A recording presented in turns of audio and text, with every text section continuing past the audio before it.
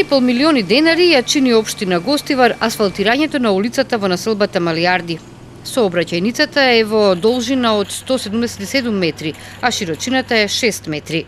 30 години ова била во прашина и посета за што ја направив со моите граѓани во ова населба, одлучивме да го средивме, да ги средивме тротоарите, улично осветлување и патот.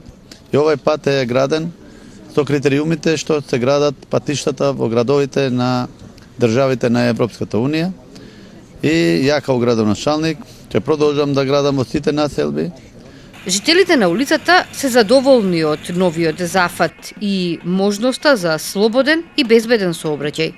Од првиот ден на изведувањето на работите осетивме едно големо заедништво и голема професионалност на изведувачот на работите, каде што на еден невероватен, суптилен начин ги решаваше одредени проблеми кои произлегува во решавањето на проблемите во изградбата на тротоарите, паркингите и така натака.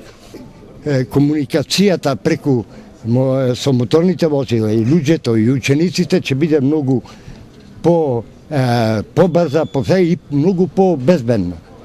Еве, меѓу себе збориме, ова улица ќе викаме Магнум Транс или оптика во жаргон, што во правните акти не можеме тоа сигурно да го регулираат општината, али затоа ние превземаме една иницијатива граѓаните.